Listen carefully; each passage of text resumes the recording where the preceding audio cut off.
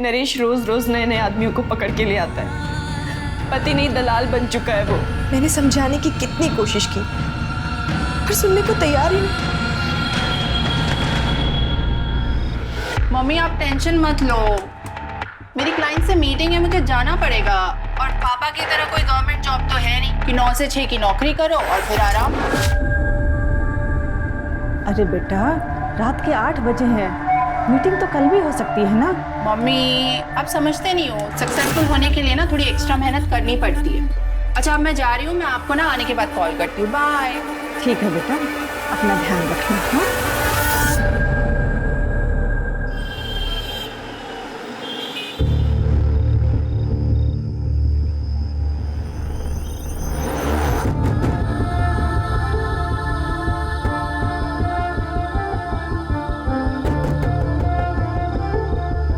Hi, I am Manish Mittal. मुझे लगता है हम कहीं मिल चुके हैं। आई विश मिले होते। By the way Maya. Nice to meet you.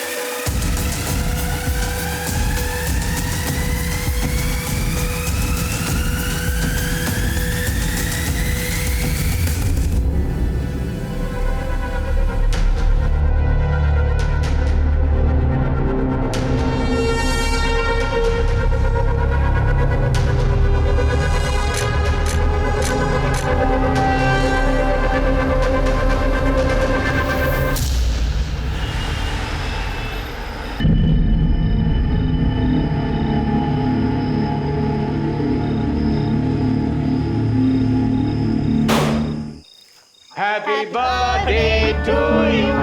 Happy birthday to you. Happy birthday dear Bhabhi. Happy birthday to you. Hey!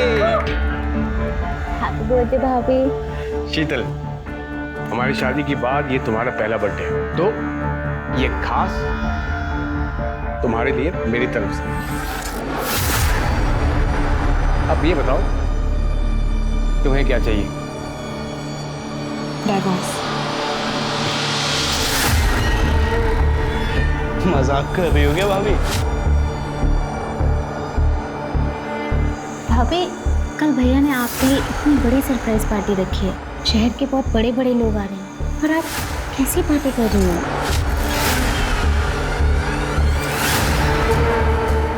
मुझे डाइवोर्स चाहिए, मतलब चाहिए। और अगर ऐसा नहीं हुआ तो आप सब जानते हैं कि मैं क्या कर सकती हूँ।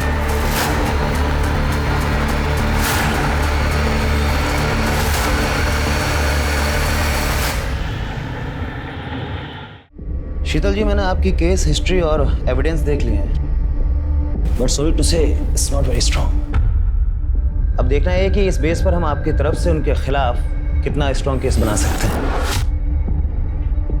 विजय जी मैं जानती हूँ इतना सब काफी नहीं है, पर मुझे किसी भी हालात में डिवोर्स चाहिए। मैं बस उस कैद से छुटकारा चाहती हूँ, प्लीज। ओके, कुछ करते हैं।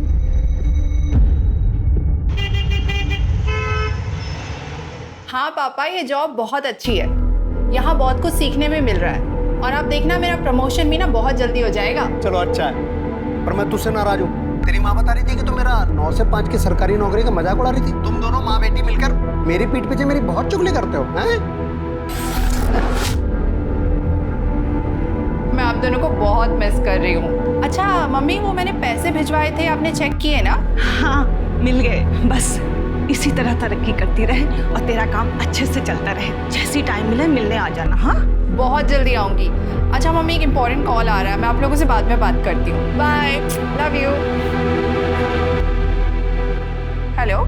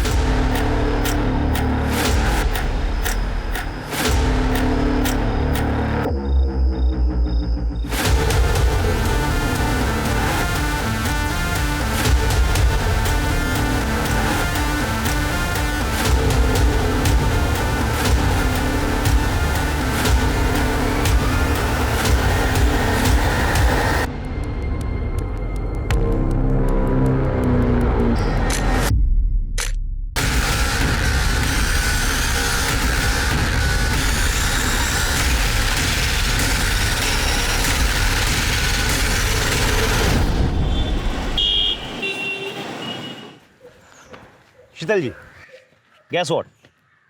बधाई हो, डिवोर्स फाइनल हो गया है और एलिमनी में आपको 50 लाख रुपए मिले हैं और साथ में सेटलमेंट में एक बंगलो और एक कार भी। Happy? Yes. Thank you so much Vijay ji, पर मेरी आज़ादी के आगे ये सब कुछ भी नहीं है। But still thank you so much, आप नहीं होते ना तो।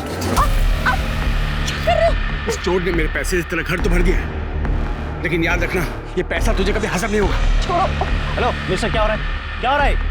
हेल्प! पुलिस! अरे देखो आगे आदमी गुंडागर्दी कर रहा है। भैया छोड़ो, छोड़ूंगा नहीं तुझे, मैं नहीं छोड़ूंगा मैं। लेके जाओ उसको। भैया छोड़ो, भैया। शीतल, अरे ओके? या अरे सुनो, कल रात माया ने मैसेज किया है कि नई नौकरी के लिए दुबई चली गई। अरे ऐसे कैसे अचानक, बिना बताए? रुको, मैं उसको कॉल लगाता हूं। हाँ हाँ, जल्दी लगाइए। ये लड़की बिना क्या हुआ? घंटी बज रही है। बेटा मेरी तो कुछ समझ में ही नहीं आ रहा, मैं तेरे तलाक पर क्या कहूँ। पता नहीं क्या हो गया तुझे आजकल। साल भर तेरी शादी को हुआ नहीं और माँ, नरेश से शादी करना मेरी जिंदगी की सबसे बड़ी भूल थी। अब मैंने वो भूल सुधार ली। अब क्या करूंगी?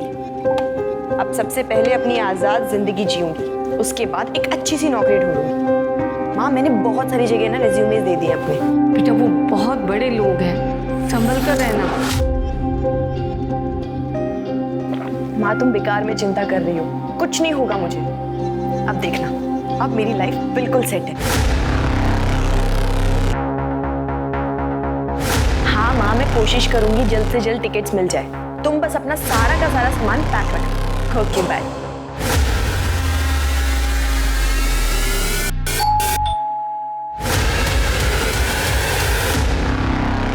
आपका पार्सल है। नहीं, पर मैंने कोई पार्सल मंगवाया ही नहीं है। आप शीतल लादा है ना? हाँ। तो फिर आपका ये पकड़िए इसको। अरे पर मैंने कोई पार्सल मंगाया ही नहीं है, तो मैं कैसे लूँ इसे? मेरे पास इतना टाइम नहीं है, पकड़िए इसको। अजीब जबरदस्ती है, नहीं मंगाया मैंने।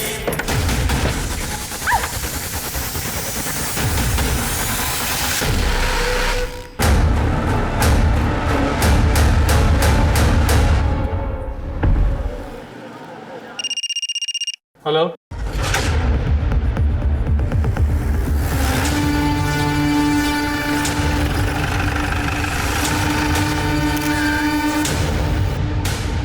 सर, पेट में चाकू से 3 बार वार किया गया। सर, सेक्सुअल असॉल्ट जैसा कुछ नहीं लग रहा। चारों तरफ अच्छे से देखो।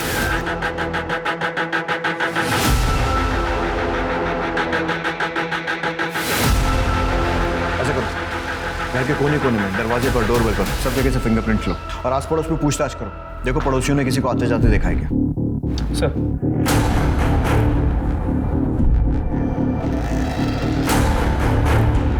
सर। ठीक है। सर, आप पड़ोस में एक औरत ने बताया कि मर्डर का पता चले कि कुछ टाइम पहले उसने एक कुरियर वाले को यहाँ आते हुए देखा। शक्ल देखी उसने? नहीं सर, उस कुरियर वाले ने मुंह पे रुमाल बांधा, सर पे कैप, इसलिए शक्ल नहीं देखी। सर, शालिनी श्रीवास्तव से मेरी बात है, जिसने मर्डर की इन्फॉर्मेशन दी थी। उसने ये बताया कि शीतल कुछ दिन पहले यहाँ शिफ्ट हुई और नरेश लड्डा जो कि बिल्डर है, वो उसका एक्स हस्बैंड है और कुछ दिन पहले उनका डिवोर्स हो गया। ठीक है, बॉडी पोस्टमार्टम के लिए भेजो। सर, हम नरेश से मिलकर आते हैं। 1 महीने पहले आपका और शीतल का डाइवोर्स हुआ। सेटलमेंट में उसने इतना बड़ा घर लिया, पैसे भी लिए होंगे, मार्केट में आपकी रेपुटेशन खराब हुई वो अलग। अब आप ही बताइए, ये वजह कम है आप पर शक करने के लिए कि आपने ही शीतल को मारा है या फिर मरवाया? देखिए, मेरा जो नुकसान होना था हो चुका। उसका मर्डर करवाने से मुझे क्या मिलेगा? और वैसे भी डिवोर्स मैंने नहीं, उसने मांगा था मुझसे, और वो भी तब जब हम उसका बर्थडे सेलिब्रेट कर रहे थे। तुम्हें क्या चाहिए? डाइवोर्स। उसने मांगा और आपने दे दिया। हम थक चुके थे इसके टॉर्चर से, और मुझे पता चल गया था कि वो मुझसे नहीं, मेरे पैसों को चाहती थी। उसका मर्डर का सुन के बुरा तो लगा, लेकिन उससे ज्यादा मुझे सुकून भी मिला है कि अब वो हमें परेशान तो नहीं कर पाएगी। वरना जब से शादी करके आई थी तब से हमें सिर्फ और सिर्फ दुख दिया था सर, और कुछ नहीं। भाभी, दाल में पानी थोड़ा ज़्यादा नहीं हो गया? भाभी सुनो ना, मैं ना घास फूस खा के बोर हो चुका हूँ, तो डिनर में चिकन मटन कुछ बना देना प्लीज़। भाभी, ये रोटी थोड़ी कच्ची है। अरे शीतल, तुमने कुक को क्यों निकाल दिया?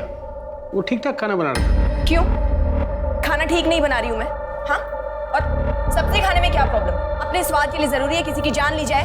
हाँ, मेरा मतलब है शीतल कि हम कुक अफोर्ड कर सकते हैं, और तुम लड़ा खानदान की बहू हो, तुम्हें किचन में काम करने की क्या जरूरत है? तुम नई नई आई हो, एंजॉय करो बस। आपको खाने से प्रॉब्लम थी ना, आप मुझे अकेले में जाकर बोल सकते थे। ऐसे अपने भाई बहन के सामने मेरी बेइज्जती करने की कोई जरूरत नहीं थी, समझे आप?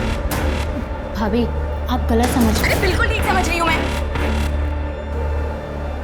तुम तीनों भाई बहन मिलकर सिर्फ और सिर्फ मेरी बेइज्जती करना चाहते हो, मुझे नीचा दिखाना चाहते हो। नहीं खाना नहीं खाना ना, फेंक दो इस खाने को, मत खाओ। हमें लगा कि समय के साथ वो समझ जाएगी। हमने उन्हें कभी फील नहीं होने दिया कि वो हमारे स्टेटस की नहीं है। बहुत प्यार से रखते थे, पर वो बदतमीजी करते थे, और एक दिन तो उन्होंने हद ही कर दी। भाभी मैं आपको बताती हूँ, ये ना, ये वाली साड़ी पे ये वाला ब्लाउज पहनो, बहुत अच्छा लगेगा, सूट करेगा आप पे।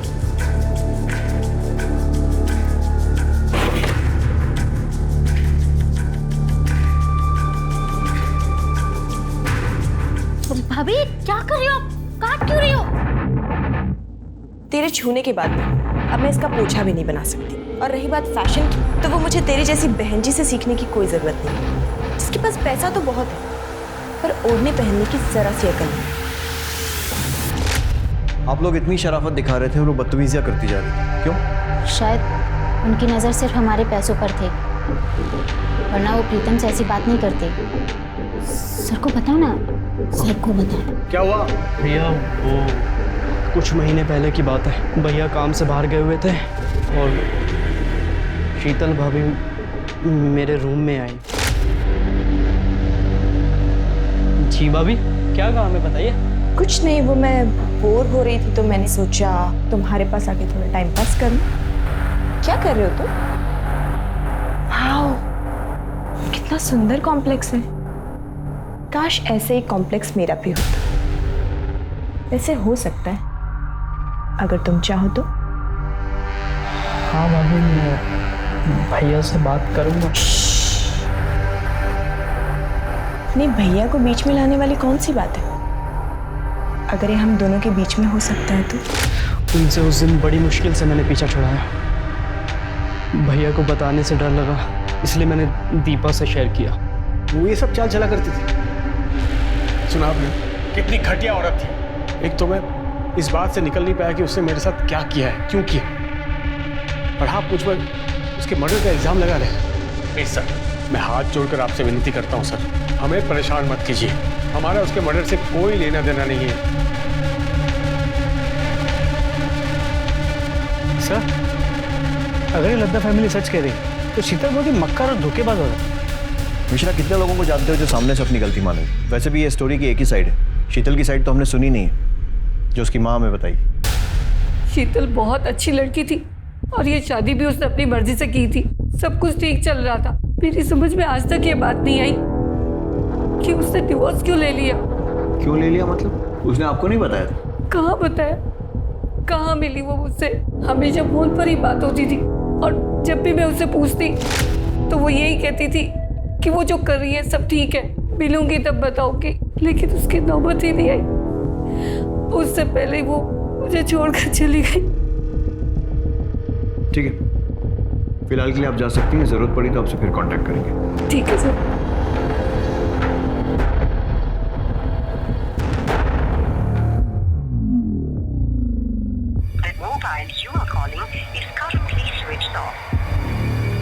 क्या हुआ? माया ने फोन उठाया क्या? अरे फोन तो तब उठाएगी जब वो नंबर लगेगा, उसका तो फोन ही स्विच ऑफ आ रहा है। क्या हो गया इस लड़की को?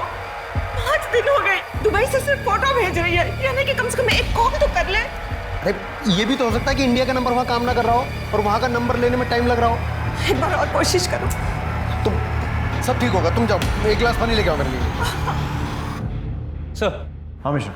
सर, शीतल के घर के फोरेंसिक रिपोर्ट के मुताबिक उसके घर में सिर्फ उसी के फिंगरप्रिंट्स मिले। उसके घर में किसी भी सामान पे, इनफैक्ट डोरबेल पे भी किसी और के फिंगरप्रिंट्स नहीं मिले। इसका मतलब जानबूझकर फिंगरप्रिंट्स मिटाए गए।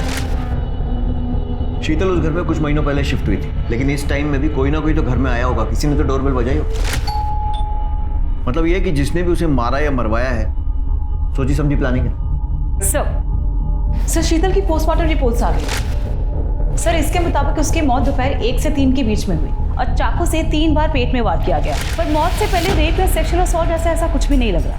मतलब पीएम रिपोर्ट से भी कोई खास हेल्प नहीं है, नथिंग। सर मैंने शीतल की बैकग्राउंड भी चेक की है। शादी से पहले या तलाक के बाद उसका कोई भी अफेयर वगैरह भी नहीं था। शीतल का एक्स हस्बैंड नरेश लड्डा और उसके भाई बहन, उनके कॉल रिकॉर्ड्स और मोबाइल लोकेशन। सर अब तक नहीं आई, मैं जल्दी आ जाएंगे। जल्दी आ जाइए। सर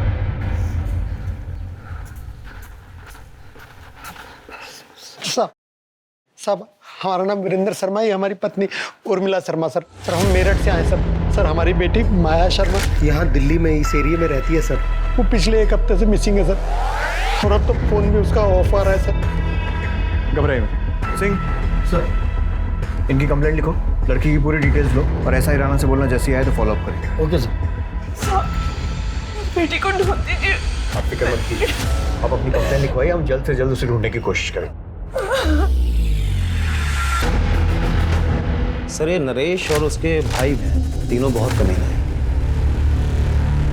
और मैं बात दावे से कह सकता हूँ कि शीतल के मर्डर में इन्हीं तीनों का हाथ है। क्योंकि सर जिस दिन हम लोग केस जीते थे और नरेश को शीतल को घर, गाड़ी, बंगला सब देना पड़ा था, उस दिन नरेश ने शीतल को मेरे सामने ही धमकी दी। ये पैसा तुझे कभी हजम नहीं होगा, छोड़ूंगा नहीं तुझे, मैं नहीं छोड़ूंगा मैं। लेकिन नरेश का तो कहना है कि डिवोर्स उसने नहीं बल्कि शीतल ने मांगा था। हाँ सर, मांगा था, क्योंकि इन तीनों भाई बहन ने मिलकर शीतल का जीना हराम कर रखा था। सर उसे इतना मजबूर कर दिया, क्या करती बेचारी। वकील उसे फैमिली कोर्ट में पति पत्नी के झगड़े सुनते आ रहा हूँ, मगर शीतल के केस को सुनकर मेरी भी रूह कांप गई थी। शादी होते ही नरेश ने सभी नौकरों को काम से निकाल दी। इतने बड़े घर का झाड़ू पोछा, साफ सफाई, खाना बनाना सब अकेली मैं ही करती थी। पर इतना भी काफी नहीं है उसके लिए। रोज मुझे परेशान करने के नए नए तरीके निकाल लेता है। और फिर एक दिन, ये क्या है? दाल है या पानी है? ये एक तो रोज रोज ये घास फूस खा के ना बोर हो चुका हूँ। अरे कुछ और नहीं बना सकते क्या? चिकन मटन कुछ? अभी ये रोटी भी कच्ची है। मायके से तुम कुछ सीख के नहीं आई हो क्या? माँ ने कुछ सिखाया नहीं तुम्हें? क्यों मैं खाना ठीक नहीं बना रही हूँ क्या? ये बनाया तुमने खाना? हाँ? और सब्जी खाने में क्या प्रॉब्लम है? जरूरी है अपने स्वाद के लिए किसी की जान ली जाए? आपको मेरे हाथ का खाना अच्छा नहीं लग रहा था तो आप मुझे अकेले में बोल देते। इसे अपने भाई बहन के सामने मेरी बेइज्जती करने की क्या जरूरत थी? क्या बकवास कर रही हो? क्या मतलब भाई बहन? मैं सही तो बोल रही हूँ। आप तीनों भाई बहन जब देखो मुझे नीचा दिखाने की कोशिश करते हो, मेरी बेइज्जती करते रहते हो। चुप कर। आइंदा जबान लड़ाई ना, जबान खींच लूंगा मैं। निकल।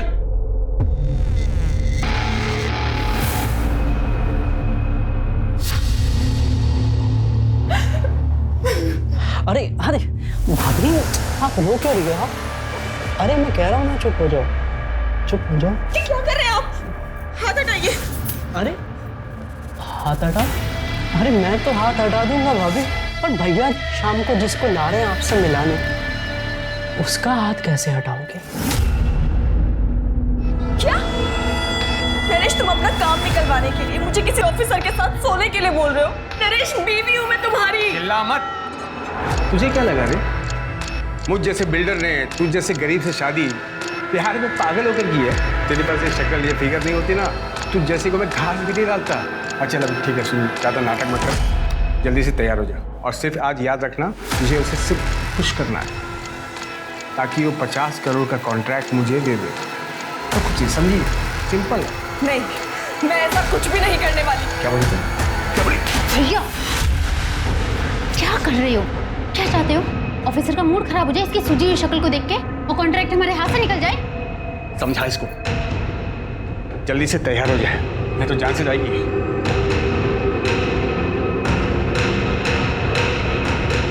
भाभी आप तैयार हो जाओ please.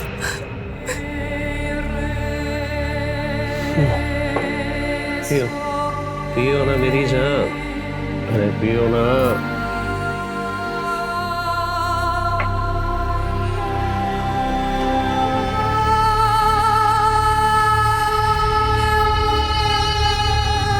Yes, I hope you enjoyed the evening. अरे तू तो मेरी सोने की मुर्गी निकली। देखना ये मुर्गी हमें 1 नंबर बनाएगी, 1 नंबर। एक भी कॉन्ट्रैक्ट मैं किसी और के हाथ लगने नहीं दूंगा। जब तक तू है तब तक हम हैं। नरेश रोज रोज नए नए आदमियों को पकड़ के ले आता है। पति नहीं दलाल बन चुका है वो। मैंने समझाने की कितनी कोशिश की पर सुनने को तैयार ही नहीं। फिर मैंने सोचा कि अगर हमें बच्चा हो जाए तो शायद वो बदल जाए। क्या बच्चा? तेरा दिमाग खराब हो गया क्या? नरेश, हमारी शादी को 8 महीने हो गए, अब तो माँ भी बच्चे को लेकर पूछने लगी है। अरे भाड़ में जाए तेरी माँ। बच्चा पैदा करके तेरा फिगर नहीं खराब करना है। मुझे बच्चा नहीं, पैसा चाहिए, बिजनेस आगे बढ़ाना, समझी? पर नरेश मेरी चुप कर, आगे इस बारे में कुछ बात नहीं होगी। चल साइड हट। कुछ सोचो सेठ, नहीं तो धंधा चौपट हो जाएगा। वो पुलिस वाला पैसे से भी नहीं मानेगा।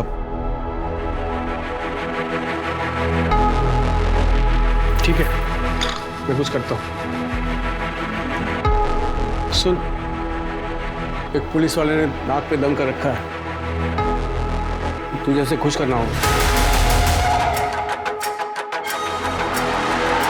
मैं ये सब और नहीं करूंगी, और अगर तुमने मेरे साथ जबरदस्ती करने की कोशिश की तो मैं पुलिस के पास चली जाऊंगी। क्या बोली?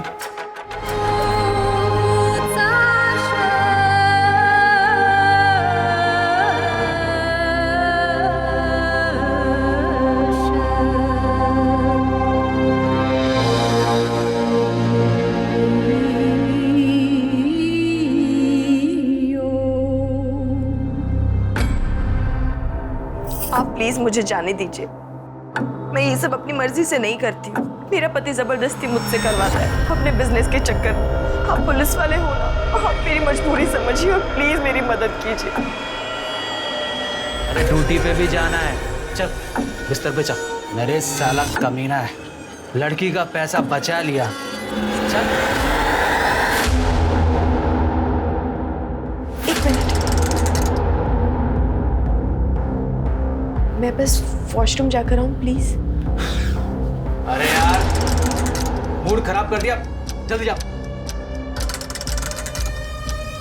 और जल्दी आना।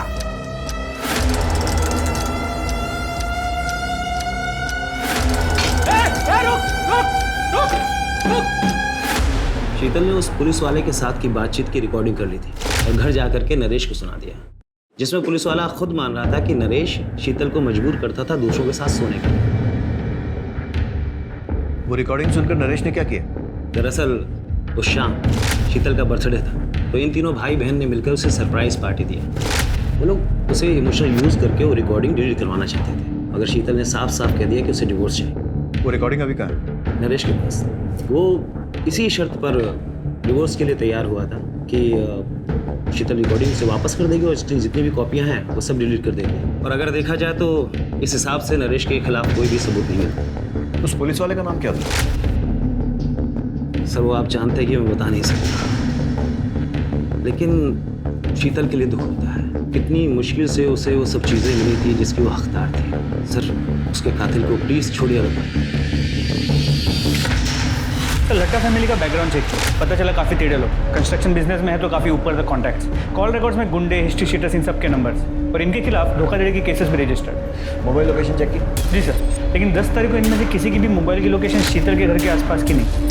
मिश्रा, ये लड्डा नामी बिल्डर है, तो पॉसिबल है कि ये काम इसने किया नहीं, करवाया हो। इसके लिए इसमें जितने भी गुंडे और हिस्ट्री शीटर हैं ना, उनको राउंड अप करते हैं, वो बताएंगे कुछ। इंस्पेक्टर, अब प्लीज उस घटिया औरत के लिए हमें परेशान मत कीजिए। उसे हमने नहीं, उसी के किसी यार ने मारा होगा, जिसके लिए उसने मुझसे डिवोर्स लिया था। वो एक नंबर की झूठी, मक्कार और कैरेक्टरलेस औरत थी।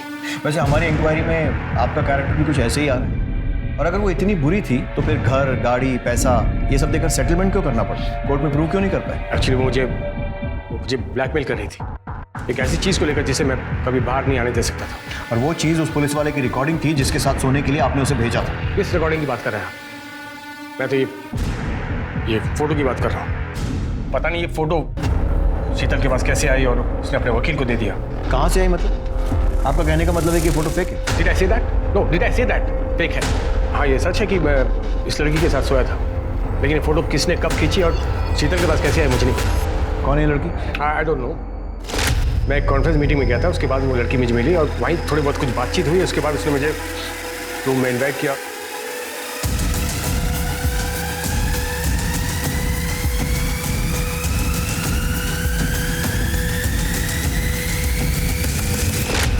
इस लड़की का कोई कांटेक्ट या एड्रेस? नो।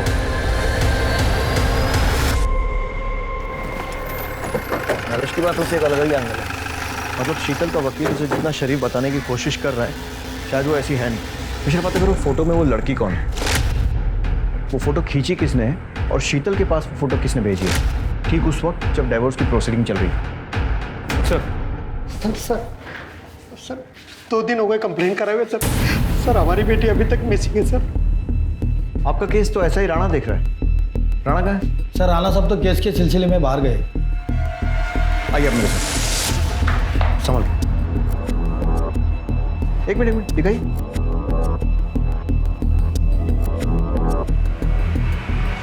ये कौन है? यही तो हमारी बेटी माया शर्मा।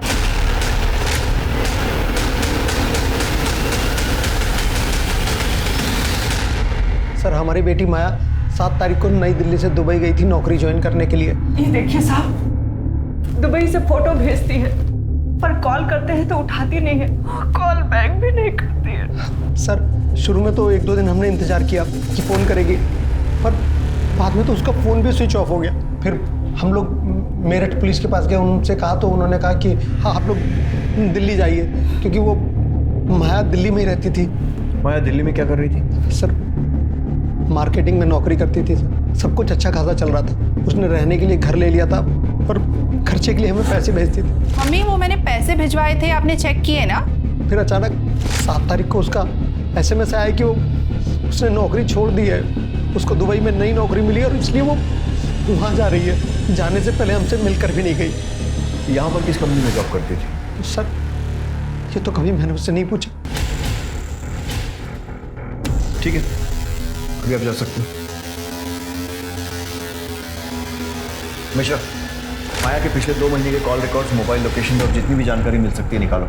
उसका social media account, email ID सब कुछ ढूंढो और अच्छे से छानबीन करो। सर नरेश के कॉल रिकॉर्ड में जिन गुंडों के नंबर थे उन्हें लेकर आए। साहब हम गुंडे नहीं, मजदूर लोग हैं साहब, छोटा मोटा काम कर लेते हैं पेट पालने के लिए साहब। और नरेश लड्डा के हिस्से की मार खाना भी तुम्हारे छोटे मोटे काम में आता है? देख सोच कर जवाब देना। ये ना, ये भी मजबूर है। जब इसके हाथ में खुजली होती है ना, तो 2-4 की हड्डियां तोड़ने के बाद ही ठीक होती है। सोच लो। साहब हम लोग नरेश सेठ के लिए काम करते हैं। क्या काम? डराना, धमकाना, घर खाली करवाने जैसे काम सब। बस इतना ही? सोच के बताना। साहब वो अपने लिए हमसे लड़की मंगवाता है साहब। उसको भी लेकर आए थे? नहीं साहब, हमने तो इसे कभी देखा भी नहीं। शीतल लड्डा अच्छी है, पसंद है? अच्छी लगी साहब। नहीं साहब, मेरा मतलब सेठ की बीवी है। क्यों मारा उसे? सेठ के कहने पर? नहीं साहब, हमने नहीं मारा। साहब हम लोग क्यों मारेंगे उसको साहब? तुमने नहीं मारा तो किसने मारा? अब हमें क्या पता किसने मारा साहब, हमारा तो उससे कोई वास्ता भी नहीं। वास्ता भी निकलेगा। मिश्रा मिटा ले खुजली, तब तक तोड़ना जब तक सच नहीं बोलते।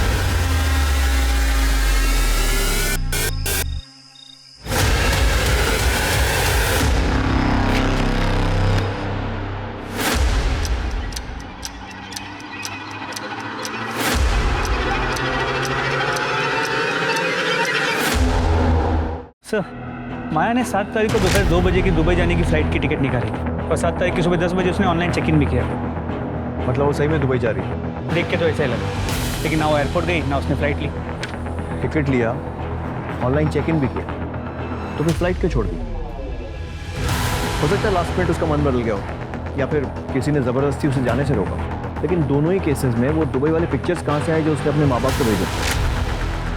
सर हमने पता किया, वो पिक्चर्स इंटरनेट से निकाले गए और उसके माँ बाप को इसलिए भेजा गया ताकि उन्हें यकीन हो कि माया दुबई में है। सारे पुलिस स्टेशन में माया की डिटेल्स भेजी? जी sir. Sir excuse me. Hello, PSA Mishra बोल रहा हूँ। ठीक सर, फरीदाबाद के पास के जंगल में एक माया से मिलती जुलती बॉडी मिली। बॉडी काफ़ी सड़ चुकी है, तो आइडेंटिफाई करवाना होगा। माया के पेरेंट्स को बुलाओ शिनाख्त। हाथ में टैटू है जिससे शायद पहचान हो सके। मम्मी देखो मैंने टैटू बनाया है। अरे ये क्या अनाप शनाप बना लिया है, कितने सुंदर हाथ थे तेरे। मम्मी आजकल का फैशन है, रहने तो आप समझोगे ही नहीं। कहाँ समझ पाएगी तो ऐसे हमें छोड़कर चली जाएगी। सर सूटकेस के अंदर या बॉडी के आसपास कोई सुराग नहीं मिला। सर क्राइम ब्रांच ने यूसुफ नाम के ब्लैकमेलर को पकड़ा है। उसके फोन में शीतल के न्यूड पिक्चर्स मिले हैं।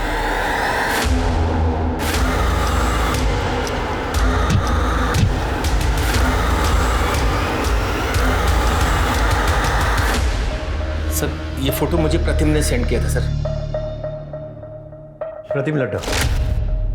जी सर। क्यों भेजा था? सर वो मैं ऑनलाइन वीडियो रैकेट चलाता हूँ सर, वहाँ मेरी एक लड़की को ये प्रतिम मिला था सर। सर जब हमने इसकी इंक्वायरी निकाली तो पता चला ये बहुत बड़ा आसामी सर, तो हमने इसे अपने जाल में फंसाया सर और इसको हमने ब्लैकमेल करना शुरू किया सर। फिर सर ये हमारा ATM बन गया था सर मैं यूसुफ को रेगुलरली पैसे दे रहा था। एक बार पैसे नहीं दे पाया तो उसने बोला कि घर में किसी फीमेल की न्यूड पिक्चर सेंड करना, तो इसलिए मैंने एक बार शीतल भाभी की फ़ोटो खींची चुपके से। वो गमछा मैं जानबूझकर अपने साथ ले गया। मुझे लगा अगर भाभी ने मुझे देख लिया तो उनको लगे कि रघु था। एक ही फ़ोटो भेजी थी और भी भेजी थी? सर एक और भेजी थी। अब जो पूछ रहा हूँ ना उसका बिना पीटे सच सच जवाब देना। नरेश अपने बिजनेस के लिए और कॉन्ट्रैक्ट के लिए शीतल को दूसरे मर्दों के साथ सोने के लिए मजबूर करता था? शीतल भाभी अच्छी बहू थी, पर नरेश भाई ने कभी उनकी कदर नहीं करी। अपने फायदे के लिए उन्हें कितने लोगों के साथ सोने के लिए मजबूर करते थे। हमें पता था सर ये गलत है, पर उनकी हाँ में हाँ मिलानी पड़ती थी क्योंकि हम उन पे फाइनेंशियली डिपेंडेंट थे। मिश्रा, शीतल जैसी सीधी सादी लड़की बेचारी इस नरेश लड्डा जैसे घटिया आदमी के चंगुल में फंस गई और वो कमीना भी खुला घूम रहा है। इसके ऊपर प्रोस्टिट्यूशन का केस बनाओ। इस नरेश लड्डा को इसके किए की सजा मिलनी चाहिए। जी सर। शीतल की केस में तो हम आगे बढ़ रहे हैं, प्रोग्रेस भी हो रही है, लेकिन माया के केस में ना तो कोई ढंग का सस्पेक्ट मिल रहा है और ना ही कोई मोटिव मिल रहा है। सर क्या ये हो सकता है कि ये दोनों केसेस कनेक्टेड हो सकता है? सर माया का फोन 9 तारीख को स्विच ऑफ हुआ। माया के कॉल रिकॉर्ड्स में 2 नंबर हैं। एक किसी अनिल नाम की फोटोग्राफर का है जिसकी पुरानी दिल्ली में फोटो स्टूडियो, और दूसरा नंबर फेक आईडी पे लिया गया जिसके साथ माया की अक्सर लंबी बातें हुआ करती। और सर वो नंबर 9 तारीख से स्विच ऑफ, अब तक ऑन नहीं हुआ। सर माया ने अपने कार्ड से 6 मार्च को एरोसिटी में एक होटल भी बुक किया था और सर उसने अपने लैंडलॉर्ड को पूरे रेंट के पैसे देके वो रूम छोड़ दिया था, पर उसके लैंडलॉर्ड को उसके दुबई जाने की बात बिल्कुल पता नहीं। मतलब उसने दुबई का टिकट बुक कराया था, अपना रूम छोड़ा था, लेकिन शायद वो दुबई गई नहीं। जी सर। सबसे पहले तो इस फोटोग्राफर को पता करते हैं माया और इसका क्या कनेक्शन, और दूसरा ये फेक नंबर, उसकी जो भी इंफॉर्मेशन मिल सकती है, कहाँ से इशू हुआ, प्रीपेड है, पोस्ट पेड है, सब कुछ पता करो। सर बताता हूँ सर, नरेश और माया की फोटो मैंने माया के कहने पे खींची थी और भी बहुत सारे लोगों के साथ उनकी फोटो मैंने खींची थी। जिसके साथ जैसी भी तस्वीरें खींची है ना, सब पुलिस स्टेशन में जमा कर। एक बात बता, ये काम माया खुद करती थी या किसी के कहने पर? खुद ही करती थी साहब, खुद ही कॉल करती थी, खुद ही सारी डीलिंग करती थी। और पेमेंट कैश में होती थी, वो खुद ही करती थी। और कभी कभार महेश नाम का आदमी आता था, वो पेमेंट करने के बाद माया से मेरी बात करा देता था। माया के कॉल रिकॉर्ड में महेश को नंबर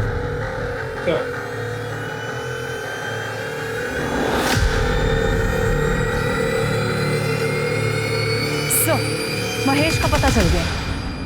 उठा लो साहब मैं सच बोल रहा हूँ। माया मैडम जो बोलती है मैं वो करता हूँ। वो अक्सर लोगों को लिफाफे पैकेट देने के लिए बोलती थी। मुझे लगा कि अनिल भी इनका आदमी होगा। अब वो कौन है, क्यों है, क्या है, मैं ये सब उनसे नहीं पूछ सकता ना। तू तो कुत्ते जैसा वफादार आदमी है ना। देख, माया का मर्डर हो गया है, अभी अगर मुंह नहीं खोलेगा ना तो लंबा अंदर जाएगा। तेरे फोन रिकॉर्ड्स, कॉल लोकेशन सब निकाल लिए हमने, जिससे क्लियर है कि 6 तारीख को तू माया के होटल गया था और बाद में भी होटल के आसपास ही था, और अगले दिन होटल से एयरपोर्ट की तरफ भी गया था जब माया दुबई जाने के लिए एयरपोर्ट निकली थी। साहब मुझे क्यों फंसा रहे हो? मैं तो जो साहब बोलते थे वो करता था। तो मैं भी तो वही पूछ रहा हूँ ना, क्या किया तूने? 6 मार्च की शाम को माया मैडम को होटल पर ड्रॉप किया था। तो जब माया को ड्रॉप किया था वो अकेली थी? हाँ सर। उसके साथ कोई सामान वगैरह था? नहीं साहब, खाली हाथ में पर्स था बस। फिर मैंने शाम को साहब को होटल ड्रॉप किया और गाड़ी वहीं छोड़ के अपने एक दोस्त के पास रहने चला गया।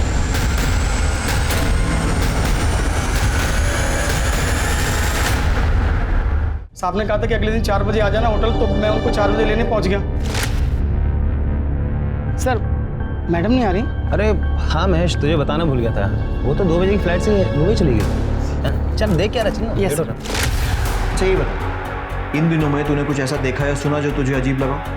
हाँ साहब, कुछ दिन पहले साहब किसी से फ़ोन पे बात कर रहे थे। जी देखिए, मैं उस पार्सल के लिए 1.5 लाख रुपए देने तैयार, लेकिन वो काम होना चाहिए। हाँ जी, काम की मुझे गारंटी चाहिए। पर साहब इतने पैसे उन्होंने मुझे देके कहीं भेजा नहीं। पार्सल क्या था? वो नहीं पता साहब। कब की बात है? सब 10 मार्च की, जब मैं गाड़ी की चाबी लेने गया था। 10 मार्च के आसपास के विजय माशरी के सारे कॉल रिकॉर्ड्स और मोबाइल लोकेशन निकाले। सर सर पता चला है कि विजय उन दिनों एक नवीन नाम के हिस्ट्री शीटर के रेगुलर टच में था। सर इसके कहने भी क्या साहब? और तू दूध पीता बच्चा है ना जो इसकी बातों में आ गया? और तू मैंने कुछ नहीं किया साहब। जब कुछ नहीं करने के विजय माहेश्वरी ने तुझे 1.5 लाख रुपए दे दिए? हाँ साहब वो एक काम के नहीं 3 काम के पैसे थे साहब। विजय ने फ़ोन करके मिलने बुलाया, मैं इसके साथ वहाँ पहुँचा।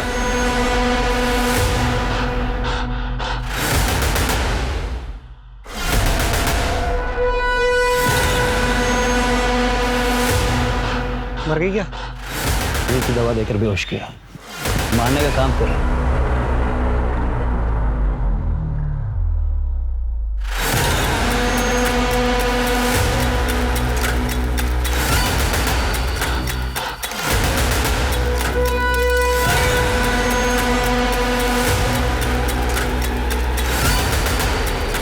हमने चलती गाड़ी में उसका गला दबाकर उसे मार दिया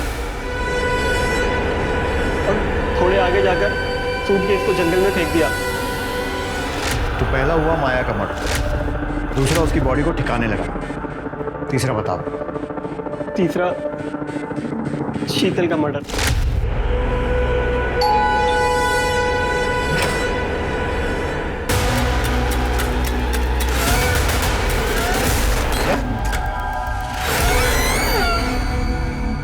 तो कैसी लगी मेरी प्लानिंग? मोटिव समझ नहीं है, क्यों किया? माया से पीछे छुड़ाने के लिए। दरअसल क्या होता है कि जो ये डिवोर्स केस होता है ना, इसमें हम लोग क्लाइंट को ज़्यादा एलिमनी दिलाने के लिए उन्हें नंबर 2 के तरीके से करते हैं, उन्हें कन्विंस करते हैं। उसके बाद इन सब नंबर 2 के तरीकों से ही तो पैसे मिलते हैं ज़्यादा, वरना आप भी जानते हैं कि डिवोर्स के केस में कहाँ इतने पैसे मिलते। और माया वो अपनी मर्जी से काम करती है? अरे नहीं साहब, इतनी आसानी से कौन तैयार होता है। बोला मैंने कि ये सब करने में परेशानी क्या है, किसी के साथ सोना थोड़ी है। उसको ब्रेन वॉश किया, समझाया उसको, तब जाके मान। और हाँ, शादी यहाँ से निकाल, लेकिन उसके बाद एकदम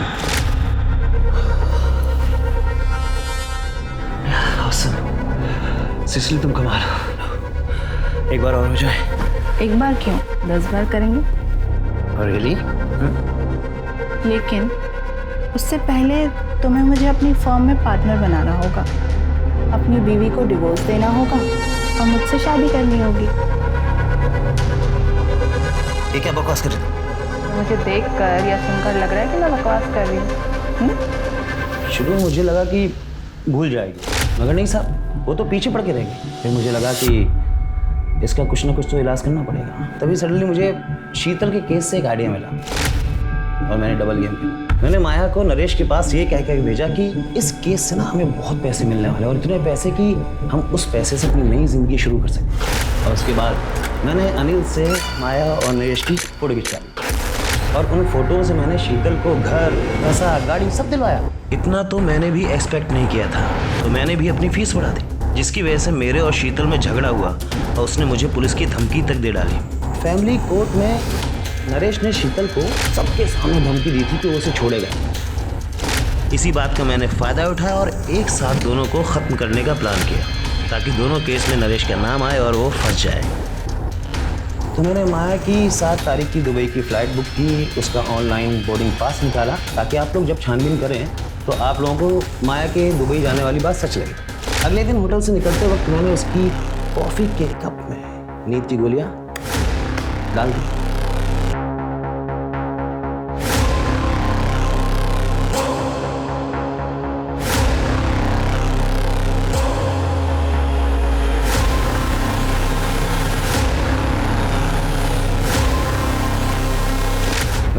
का फ़ोन अपने पास ही रख लिया था। एक रात पहले ही उसके घर वालों को मैंने मैसेज कर दिया कि मैं दुबई जा रही हूँ नौकरी के सिलसिले में, और 2 दिन तक दुबई की फ़ोटो भेजता रहा। उसके 2 दिन बाद मैंने उसके फ़ोन को तोड़ के फेंक दिया। माया और शीतल के मर्डर केस में चार्जशीट फाइल कर दी, और ध्यान रहे कि फांसी नहीं तो कम से कम उम्र कैद तो होनी चाहिए। इंस्पेक्टर, आप भूल रहे हैं कि मैं एक वकील हूँ और कोई ना कोई दंड फंद लगा करके बाहर निकल जाऊंगा।